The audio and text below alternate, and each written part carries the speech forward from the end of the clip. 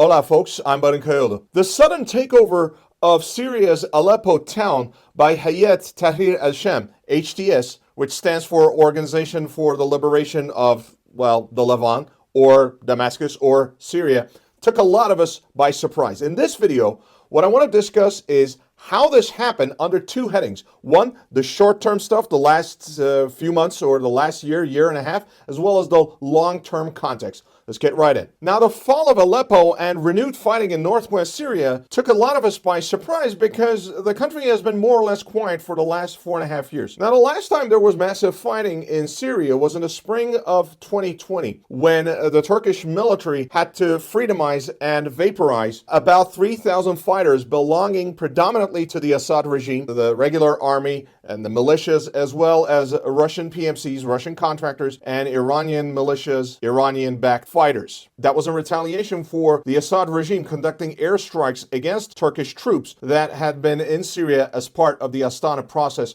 between Turkey, Russia, and Iran. Now, those 4.5 years, of course, did not mean that all was hunky-dory in Syria. Quite the opposite. There was no end in sight to the civil war, and fighting occasionally broke out, and there was no political solution in sight. Meanwhile, the humanitarian crisis that affected the poor country got from bad to worse, but also Syria's economy collapsed further. Of course, in the meantime, other bad news from around the world took over the headlines. Afghanistan, the war in Ukraine, Palestine and Israel, and of course, Lebanon. In fact, there was actually low-intensity action going on in northwest Syria since about the summer of 2023, about late 2023. Especially the Assad regime and its Russian backers made a point of attacking targets within HTS-controlled territory around the town of Idlib in northwest Syria, but without necessarily differentiating between civilians and targets of military value. Likewise, Iran's Revolutionary Guards conducted missile strikes against Idlib province. And things really began to escalate a few months ago. In early October, there was a bomb-laden drone attack against the graduation ceremony at the Syrian Air Force Academy in the city of Homs, where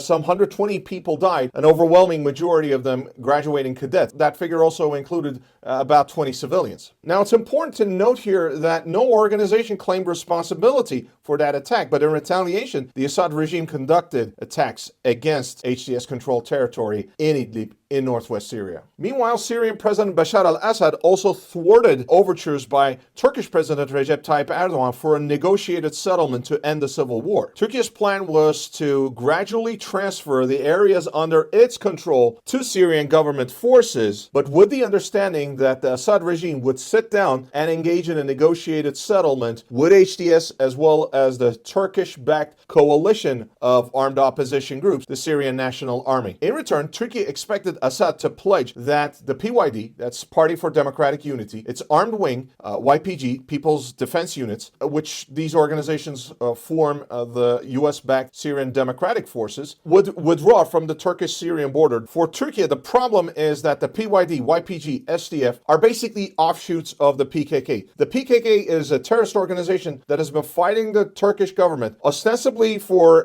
Kurdish independence and autonomy in southeast Turkey since the 1980s, but it's really a Maoist, Stalinist, narco-terrorist group. And Turkey, unlike the United States, did not pretend that the PKK and the SDF, YPG, PYD were different. They're not. However, Assad's response to all of this was splendid negligence, basically ignoring what the Turks were saying and continuing to bomb the HTS and the SNA. The weird part in all of this was that the Syrian president was acting like he was the winner, like he had the strong hand in the negotiations. If you want to use a poker analogy, he was the one who had the chips, he was the one who had the cards, he was the house when he was not. And thus the HTS assault on Aleppo finally came. There were additional problems here, of course. Russia's problems in Ukraine necessitated that they withdraw a lot of their forces from Syria. Iran's troubles vis-a-vis Israel in the wake of the October 7th attacks and Israel's brutal war on Gaza, and then Lebanon, and Israel basically degrading the Iran-backed group, Lebanese Hezbollah, which itself fought on the side of the Assad regime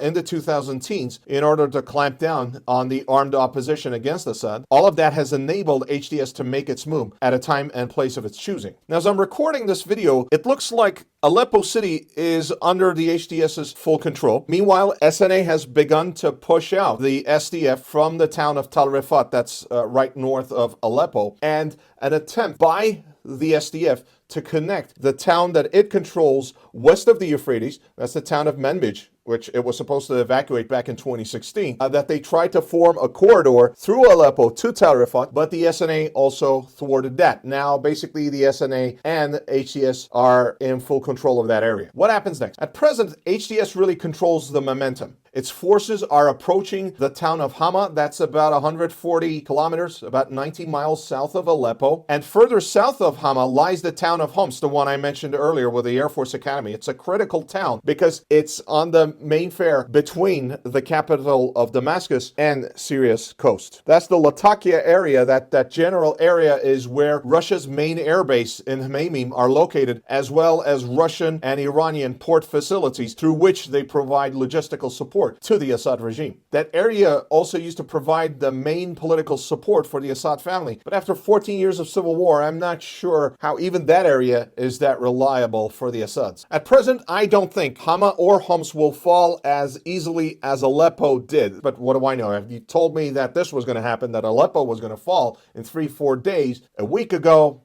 I would have thought that you were crazy, or I was crazy. A lot will depend on how Turkey will negotiate with Russia and Iran as part of the Astana process, or chooses not to negotiate. That's the short-term conjectural part of the video. Now let's get into the long-term contextual bit. Before we continue, a quick request. If you like this video and you would like to see more, click like, subscribe to my channel, and turn on notifications. The long-term stuff is actually going to be much shorter. The reason why all of this is happening because Syrian President Bashar Al-Assad was never supposed to become the president of Syria. His father, Hafez al-Assad, who had taken over the country in a coup in 1970, was actually grooming his eldest son, Basil, to run the country. However, Basil died in a terrible car crash in 1994, doing 240 kilometers per hour in foggy weather, so Bashar had to step up to the plate. The problem was, unlike Basil, who was going through the rigors, Bashar was not at all ready for this. In 1994, he was 29, he was an ophthalmologist in London, and his father dragged him back to Syria, put him back into the Syrian military, and let him rise through the ranks. In less than 6 years, he basically became a colonel in the Syrian army. So then Hafez al-Assad died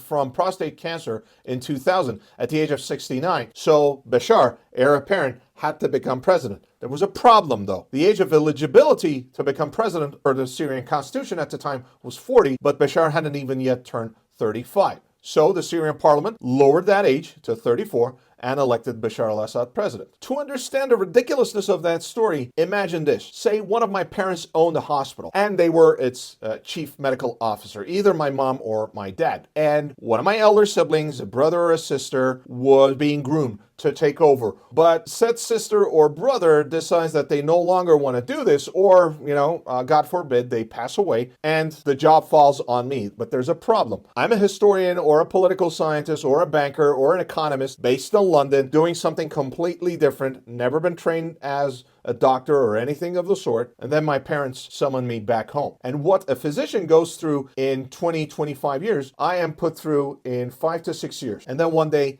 that hypothetical parent, chief medical officer, that hospital owner passes away, and now I'm expected to take over the operation. How well do you think that hospital is going to fare, huh?